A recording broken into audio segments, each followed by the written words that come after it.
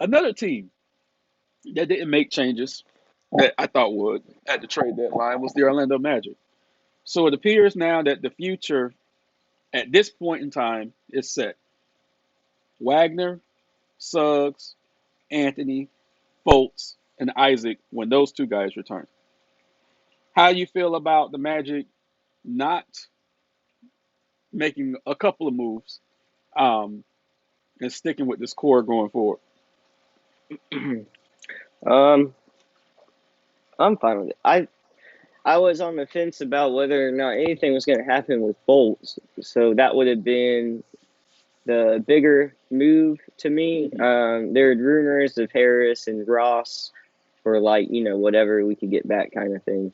So I didn't expect any kind of like big blockbuster moves outside of how they might have been feeling about Fultz in the moment, but I still could have went either way on that. So um, the fact that they didn't do anything big is not surprising to me because I wasn't expecting anything crazy with us this year. I think in my eyes we know what the core is going to be going forward. The biggest question mark was just the two guys who haven't been on the court.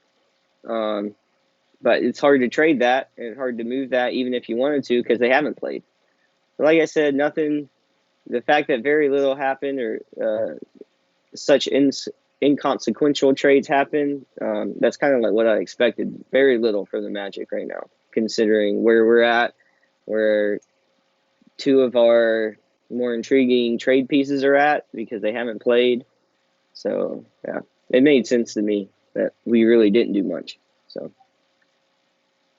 Awesome. I know the reactions were mixed. Twitter was kind of quiet. Facebook was a little mm-hmm. upset because there was a lot of rumors surrounding, Terrence Ross, um, Mm-hmm. Robin Lopez, flipping those for a couple of draft picks, and even Gary Harris. Now, you guys did cut Mike, Lord have mercy, Michael Carter Williams, but he hasn't played for you guys all year, and his heart isn't in basketball anymore. He's trying to be an MMA fighter. And then you guys acquired PJ Dozier and Bobo from the Celtics to relieve their cap space issue. The cash considerations that you guys received was about $3 million. Um, so you guys did do that to help out Boston. Bit of a head scratcher for me, but whatever. I guess the owners are friends. Um, but I think I still think changes have to be made. The online disagreements that I saw this week was, is it year one of a rebuild or year 10 of a rebuild? Because you did have a couple of playoff appearances sprinkled in there with Vooch, Aaron Gordon, and Fournier. So I want to ask you, do you think this is year one or year 10? um, it feels more like year like 2 or 3. Okay. The old Vucevic, Aaron Gordon, those days they're gone. That was that Mhm. rebuild in my eyes. So the Vucevic kind of lingering kind of made it feel like it was all one piece, but to me, bringing in Fultz and drafting Isaac and then eventually Cole, that all kind of feels like its own separate thing to me. And I think because Fultz and Isaac really didn't get to play with Vooch, even though they were there at a time together, it just feels like a separate thing to me. Okay. I forget how many years Fultz has been there now. It's been 3 or 4. Some it's I don't know. It's hard for me to remember because of the way he's been out of the lineup. Um, but I see like the Fultz and Isaac era kind of being a new time for us, and then Cole, Suggs, France. I feel like this is all part of that rebuild. So 2 or 3 years in, something like that. But we haven't gotten any real results because two of the big cornerstones of that is Fultz and Isaac. Got it. So it almost feels like we're already starting another one because they're becoming. And I know, I mean, I might get ripped for this. It's like for me, they're more of an afterthought.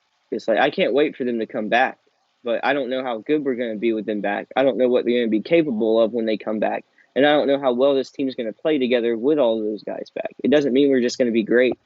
So I don't know what they bring to the table with this team, but I consider it all one rebuild, like since they've been there. But it's starting to take on a different type of feel, and if they're not careful, they're just going to get left behind. So I don't know. It's kind of an odd point for the Magic.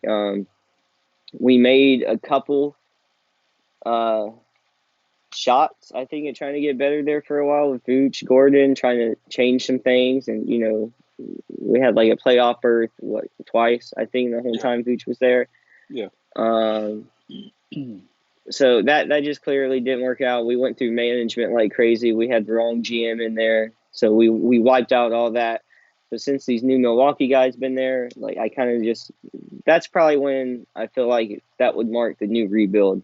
So when they've really been able to get their hands on the roster.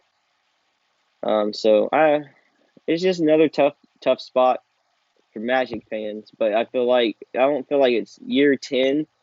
I just feel like we didn't have success with the last rebuild, so it all feels like one big cluster. Yeah. The future between the first trio of guys looks on paper. It looks pretty good. It does. It looks pretty good. I only question when Fultz and Isaac come back, somebody's going to be moved to the bench. And I'm not talking about Wagner, but Bamba, Wendell Carter Jr., who has a little contract. Maybe Suggs might be pushed to the bench. And I don't think that's necessarily fair to those guys right now who's been out there killing themselves every night. Um, so those are going to be some questions in the off season. But right now, you are what you are. And I do think the future is bright. So I can't wait to see those young guys blossom. Um, you Same. know, yeah. So